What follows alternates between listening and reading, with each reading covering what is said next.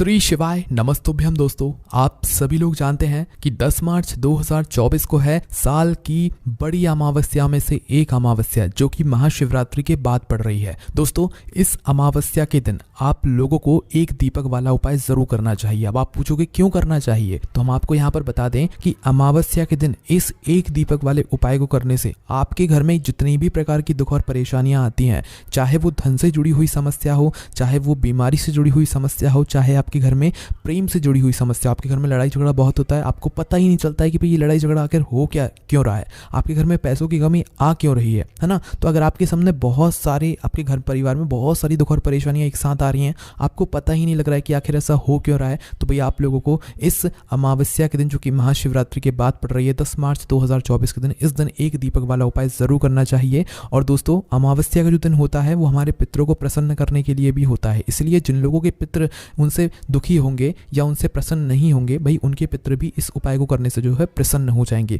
और कई बार ऐसा भी होता है कि हमारे पितरों की वजह से ही, क्योंकि पितर हमसे नाराज होते हैं और हमारे घर में दुख और परेशानी आती है, हम सोचते हैं कि भाई हम ये उपाय कर लेंगे, वो उपाय कर लेंगे और हमारी दुख और परेशानी दूर हो जाएंगी, पर जब भी नहीं होता है उसका सबसे बड़ा कारण ये होता है कि आप अपने पितरों को प्रसन्न नहीं कर पा रहे हो। पहले आप अपने पितरों को प्रसन्न कर लोगे तो भाई आपकी जो भी दुख और परेशानी है वो अपने आप ही दूर हो जाएगी, जब आपके पितर आपसे प्रसन्न हो जाएंगे। तो भाई ये वाला जो उपाय है ये आपको सिर्फ और सिर्फ इस अमावस्या के दिन करना है, जो कि महाशिवरात्रि के बाद 10 मार्च 2024 के दिन पड़ रही है। भाई अब ये वाले उपाय में आपको करना क्या है, किसको करना है, किस समय करना है, ये सारी जानकारी हम लोग यहाँ पर जान लेते हैं। देखिए, सबसे पहली चीज़, ये जो उपाय होगा ये किस दिन होगा, ये होगा अमावस्या के दिन शाम के समय प्रदोष काल में। एक ही समय इस उपाय करने का, शाम का समय, प्रदोष काल का समय। पर प्रदोष काल का समय भी लोगों को मतलब कन्फ्यूजन में आता है कि भाई प्रदोष काल का समय होता कब से कब तक है और हमें इस उपाय को कब से कब तक के बीच में करना है। तो देखिए, शाम का या प्रदोष काल का जो समय होता है वो प्रतिदिन होता है, शाम की 6 बजे से लेकर 7 बजे के बीच का समय, ठीक है। इस बीच में आप लोग इस दीपक वाले उपाय को कर सकते हो। पर किसी कारणवश आप इस उपाय को इस समय के बीच में ना कर पाओ, वैसे तो दोस्तों इस बार रविवार पड़ रहा है तो सभी लोग अपने घर पर रहेंगे, तो इस समय के बीच में करने की कोशिश करना, पर ना कर पाओ तो भाई रात 7:30 या रात 8 बजे तक भी अगर आप उपाय को करोगे तो भी चल जाएगा, कोई दिक्कत वाली बात नहीं रहेगी। उपाय करना किसको है, तो देखो, इस उपाय को मुख्य रूप से या आप कह लो विशेष रूप से घर की जो माताएं बहनें होती है ना, बड़ी माताएं बहनें, उनमें से किसी भी एक माता बहन को ये वाला उपाय करना है, क्योंकि घर की जो लक्ष्मी होती है वो माताएं बहनें होती हैं और माताओं बहनों से जो है भगवान प्रसन्न भी बहुत ही जल्दी होते हैं, इसीलिए माताओं बहनों को जो है ये पितृ वाला जो है उपाय करना चाहिए, इस एक दीपक वाले उपाय को करना चाहिए। अगर किसी कारणवश घर में माताएं बहनें उपस्थित नहीं है तो उस जगह पर भाई घर का कोई बड़ा व्यक्ति, घर का कोई बड़ा पुरुष भी इस उपाय को कर सकता है, पर मुख्य रूप से माताओं बहनों को ही करना है। अब उपाय में क्या करना है, जब आप उपाय को करने जा रहे हो शाम के समय, तो आधे से 1 घंटे पहले आप उपाय को उपाय को करने की तैयारी शुरू कर देना। अब उपाय की तैयारी कैसे करोगे वो सुनो। देखो, एक दीपक वाला उपाय है तो सीधी सी बात है, उपाय आसान तो होगा पर समझने वाला होगा, ठीक है। तो एक दीपक वाला उपाय है तो एक ही दीपक इस उपाय में हमें बनाना पड़ेगा, ठीक है। एक दीपक वाला उपाय कैसे करेंगे, कैसे बनाएंगे हम एक दीपक, तो देखो उसके लिए आपको करना क्या पड़ेगा। एक दीपक बनाने के लिए आप लोगों को मिट्टी का दीपक लाने की ज़रूरत नहीं है, आप आटे का भी दीपक लोगे तो भी चलेगा, पर कोशिश करना अगर आपके घर में नया मिट्टी का दीपक होना तो आप उसी दीपक से उपाय करना। अगर नया मिट्टी का दीपक है तो उसी दीपक से उपाय करना, पर नहीं है तो भाई तो भी ये भी कर सकते हो कि आपका जो पुराना दीपक है उस पुराने दीपक को धोकर साफ कर भी आप इस्तेमाल कर सकते हो, क्योंकि पितरों के लिए जो दीपक लगाया जाता है वो मुख्य रूप से मिट्टी के दीपक में लगाया जाता है, ठीक है। पर आपके पास ना नया दीपक है ना पुराना दीपक है, आपके पास कुछ नहीं है, तो उस जगह पर फिर आप आटे का दीपक बनाना, क्योंकि हमें उपाय तो करना है ना, तो इसलिए आप लोग आटे का दीपक बनाना। जो आटे का दीपक आप लोग एक बनाओगे तो उसमें ऐसा मत करना कि भाई हमने रोटी के लिए आटा गूंदा, भाई उसी आटे में से थोड़ा सा आटा ले लेंगे। तो देखो, ये पितरों के प्रसन्न करने वाला दीपक है, इसलिए इस आटे को हम अलग से ही गूंद कर इस दीपक को तैयार करेंगे, क्योंकि जो आटा हम रोटियों के लिए बनाते हैं उसमें हम नमक डालते हैं, पर जो उपाय के लिए हम दीपक बनाएंगे इसमें इस आटे में कुछ भी नहीं डलेगा, सादा आटा रहेगा, बस पानी डालकर हमें इसे गूंदना रहेगा, ठीक है। तो जैसे ही आप लोग अपने आटे को गूंद लेते हो तो भाई मात्र एक ऐसा दीपक बनाना जो कि मीडियम साइज का हो। मीडियम साइज कहने का मतलब है कि ना वो दीपक बड़ा हो ना दीपक छोटा हो, ठीक है, और वो दीपक कुछ समय तक जल सके, इतना बड़ा आप लोग दीपक बना लेना, ठीक है। जैसे ही आप लोग इस दीपक को बनाकर तैयार कर लेते हो, आटे के दीपक को या मिट्टी के दीपक को तैयार कर लेते हो, उसके बाद में अब इस दीपक को तैयार करने की बारी आती है। तैयार करने का मतलब है कि इसके अंदर बत्ती कौन सी रहेगी, इसके अंदर क्या चीज़ डलेगी।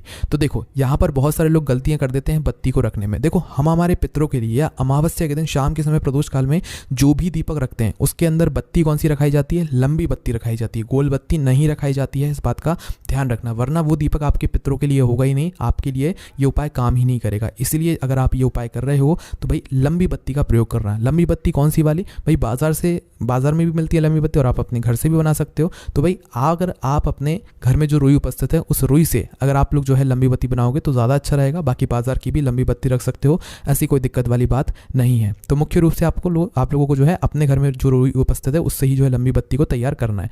लंबी बत्ती आपकी तैयार हो गई, इस दीपक के अंदर रख दो। अब इसके अंदर आप लोग डालोगे क्या चीज़? देखो बहुत बड़ी चीज़ आती है, डालोगे क्या चीज़? तो वो डालोगे शुद्ध देसी गाय का घी। हम आपको सीधी बात बोल रहे हैं, शुद्ध देसी गाय का घी ही इसके अंदर डलेगा, इसके अलावा और कोई चीज़ नहीं डलेगी। क्यों नहीं डलेगी? क्योंकि भाई ये जो दिन है ये बार बार तो आते नहीं है, आपको जो है एक बार ही शुद्ध देसी गाय का घी का इस्तेमाल करना है। बहुत सारे लोग ये भी कहेंगे कि भाई हमारे पास तो है ही नहीं। हम आपको हर वीडियो में बोलते हैं अपने घर में थोड़ा सा शुद्ध देसी गाय का घी हमेशा रखा करो, क्योंकि ये जो शुद्ध देसी गाय का घी है ना, ये आपके घर में धन समृद्धि को भी बढ़ाता है, सुख शांति को भी बढ़ाता है। इसीलिए आप लोगों को दोस्तों ये वाला शुद्ध देसी गाय का घी हमेशा अपने घर में रखना चाहिए। ये भगवान शिव जी के कार्यों में भी मतलब उपयोग होता है और शिव जी की पूजन में यही घी उपयोग में लिया जाता है। ना भैंस का घी लिया जाता है, ना बाजार का मिलावटी घी लिया जाता है, वरना फिर उपाय काम नहीं करता है। तो अपना थोड़ा सा शुद्ध देसी गाय का घी इस दीपक के अंदर डाल लेना, इतना डाल लेना कुछ समय तक जल जाए, ठीक है। इस दीपक को तैयार करने के बाद शाम का समय हो तो भाई हाथ मुंह धो लेना। सुबह तो वैसे ही आपने नहा लिया होगा तो हाथ मुंह धो लेना, बस हाथ मुंह धोकर आप इस उपाय को करने के लिए जा सकते हो। जब उपाय को करने के लिए जाओ तो इस बात का और ध्यान रख लेना कि भाई जब आप उपाय को करने के लिए जा रहे हो तो भाई अपने साथ में या तो कुछ थोड़े से चावल के दाने रख लेना या तो कुछ फूल की पंखुड़ियाँ रखना है। जहाँ पर आप ये दीपक रखने वाले हो वहाँ पर पहले चावल के दाने या फूल की पंखुड़ियाँ रखना, उसके ऊपर फिर ये दीपक रखना, ठीक है।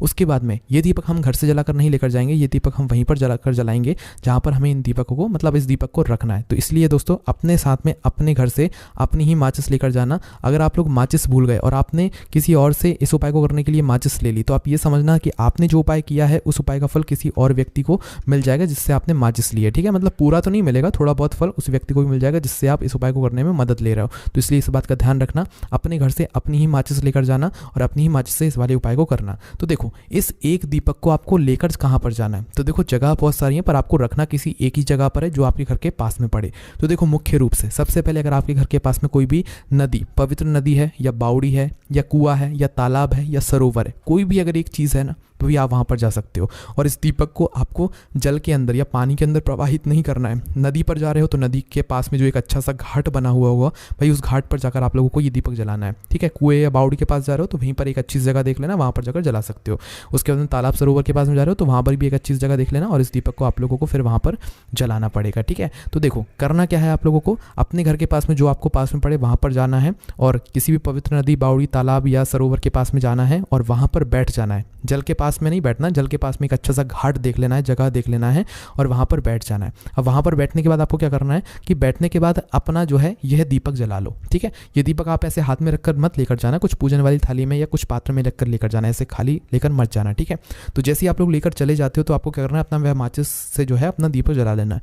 दीपक जलाने के बाद लंबी बत्ती का दीपक रखा है तो एक साइड से किसी तरफ से दीपक जलेगा, तो आप लोग उसी समय उसी जगह पर बैठकर, घाट पर बैठकर दक्षिण दिशा देख लेना। दक्षिण दिशा विशेष रूप से देख लेना अगर इस वाले उपाय को कर रहे हो, क्योंकि पितरों के लिए हम जो दीपक लगाते हैं अमावस्या के जो दिन दीपक लगाते हैं वो दीपक हमेशा दक्षिण बाती का मुख करके ही लगाया जाता है। इसलिए जहाँ पर आप बैठे हो वहाँ पर दक्षिण दिशा देख लेना। मोबाइल लेकर जाना अपने साथ में, मोबाइल में चेक कर लेना या किसी से पूछताछ करके दक्षिण दिशा का पता कर लेना। फिर उस दक्षिण दिशा को देखकर आपने इस बत्ती को जिस तरफ से जलाया उस बत्ती का मुख उस दक्षिण दिशा की तरफ करके आपको इस दीपक को उस घाट पर रख देना है। नदी, बावड़ी या तालाब जिस भी एक घाट पर आप लोग गए हुए हो, नदी के घाट पर गए हुए हो तो नदी के घाट पर दक्षिण बाती का मुख करके इस दीपक को रख देना। बावड़ी तालाब के गए हो तो वहाँ पर रख देना, या सरोवर के घाट पर गए हो तो वहाँ पर रख देना, ठीक है। इस दीपक की बाती का मुख दक्षिण दिशा की तरफ ही होना चाहिए, इस बात का विशेष रूप से आप लोग ध्यान रखना। बाती का मुख करके आप लोग भगवान से हाथ जोड़कर प्रार्थना करना, भगवान शिव जी का नाम लेना, अपने पितरों का स्मरण करना, उनसे प्रार्थना करना कि हमारे घर में कभी भी कोई दुख और परेशानी ना आए, हमसे पहले जो भी गलतियाँ हो गई हैं उसके लिए हमें माफ़ कीजिएगा। और ये दीपक रखकर भगवान से प्रार्थना कर कर आप वहां से उठकर अपने घर पर आ सकते हैं। आपका ये वाला उपाय पूरा हो जाता है, ठीक है। अब देखिए उपाय तो यहाँ पर पूरा हो गया, पर बहुत सारे लोगों के यहाँ पर प्रश्न निकल कर आएंगे कि भाई हमारे घर के पास में ना तो नदी है, ना बावड़ी है, ना तालाब है, ना कुछ है, हम क्या करें। तो देखो इस उपाय को अगर पहले आपको कोशिश यही करनी है कि नदी, बावड़ी या तालाब या सरोवर के पास में जाकर आप लोग ये वाला उपाय करो। पर अगर नहीं है पास में तो फिर आपके पास ये दूसरा ऑप्शन रहेगा कि भाई अगर आपके घर के आसपास में कोई भी बेलपत्री का पेड़, बड़ा वाला बेलपत्री का पेड़, कोई भी बड़ा पीपल का पेड़, कोई भी बड़ा आंवले का पेड़ या कोई भी बड़ा शमी का पेड़, कोई भी एक पेड़ अगर आपके घर के आसपास है ना, तो आप उस पेड़ के नीचे चले जाना। इस दीपक को वैसा का वैसे ही लेकर, विधि जो उपाय की है वैसी ही होगी, बस आपको जगह अलग मतलब पहुंच जाना है, ठीक है। तो पेड़ के नीचे पहुंचना, आप लोग बेलपत्र के पेड़ के नीचे जा रहे हो तो वहां पर पहुंचना, वहां पर भी दक्षिण दिशा देख लेना, बस दक्षिण दिशा देखकर दक्षिण बाती का मुख करना है। जो आपने दीपक तैयार किया है इस बाती का मुख जो है दक्षिण दिशा की तरफ कर देना, और दक्षिण दिशा की तरफ इस बाती का मुख करके दीपक को जलाकर अपने पितरों के नाम का स्मरण करते हुए और भगवान शिव जी के नाम का स्मरण करते हुए भगवान से प्रार्थना करके वहां से उठ जाना और भगवान से प्रार्थना करके आ जाना अपने घर पर, और आपका ये वाला उपाय भी यहाँ पर पूर्ण हो जाता है, ठीक है। मतलब आपके घर के पास में जो भी वृक्ष हो, आंवले का, पीपल का या बेलपत्री का या शमी का, उस वृक्ष के नीचे जाकर भी आप लोग ये वाला उपाय कर सकते हो, दक्षिण बाती का मुख करके दीपक जला सकते हो, ठीक है। अब अगर कोई ये भी कहे कि भाई हमारे घर के पास में ना तो ये कोई सा भी वृक्ष नहीं है, तो हम क्या करें? तो देखो आखिरी में बस आपके पास एक ऑप्शन बचेगा फिर, ये उन लोगों के लिए जो अपने घर से बाहर ही नहीं निकल सकते या उनके घर के आसपास ये वृक्ष ही नहीं है, तो भाई वो अपने घर के ही रसोई घर में जाएं, रसोई घर में उस स्थान पर जाएं शाम के समय जब आप ये उपाय कर रहे हो जहां पर आप लोगों का पीने का पानी या परिंदा रखा जाता हो, ठीक है। पीने के पानी वाले स्थान पर जाएं और वहां पर जाने के बाद क्या करना है, अपना यह दीपक दक्षिण दिशा देखकर दक्षिण बाती की तरफ, मतलब दक्षिण बाती का मुख करके दीपक को जलाकर दक्षिण की तरफ जो है इस दीपक को रख देना, दक्षिण बाती का मुख करके रख देना, और वहीं पर भगवान से प्रार्थना भी करना है, शिव जी का नाम लेते हुए और अपने पितरों का स्मरण करते हुए भगवान से निवेदन करना है कि वो आपके घर में जो भी दुख और परेशानी आ रही हैं उनको वो दूर कर दें, और जो भी उनसे गलतियां हुई उसके लिए आप मतलब वो आपको माफ कर दें, ठीक है। ऐसे आपको भगवान से वहीं के वहीं विनती कर लेना है, बस आपका ये वाला उपाय पूर्ण हो गया है। इस उपाय को हमने हर तरीके से आपको समझा दिया है। अगर आपके घर के आसपास नदी बावड़ी नहीं भी है तो आप इन वृक्षों के नीचे जाकर कर सकते हैं, वृक्षों के नीचे नहीं भी जा सकते, घर से बाहर ही निकल सकते, तो अपने घर के रसोई घर में पीने के पानी वाले स्थान पर भी इस दीपक को दक्षिण बाती का मुख करके जला सकते हो और भगवान से प्रार्थना कर सकते हो। बस दोस्तों यहाँ पर ये वाला उपाय पूर्ण हो गया है। दोस्तों वीडियो लंबी इसीलिए होती है ताकि हम जो है हर प्रकार के व्यक्ति को हर अच्छे से उपाय समझाने की कोशिश करते हैं, उसके अलावा हमारा कोई और मकसद नहीं होता है। बाकी दोस्तों हम आपको अपने व्हाट्सएप चैनल की लिंक डिस्क्रिप्शन में दी है, वहाँ से हमें ज्वाइन कर सकते हैं। हमारी वेबसाइट पर भी आपको ये उपाय मिल जाएगा जो कि भोलेनाथभक्ति.com है। कोई भी समस्या कमेंट करके पूछ सकते हैं। ओम नमः शिवाय, जय भोले बाबा, श्री शिवाय नमस्तुभ्यम।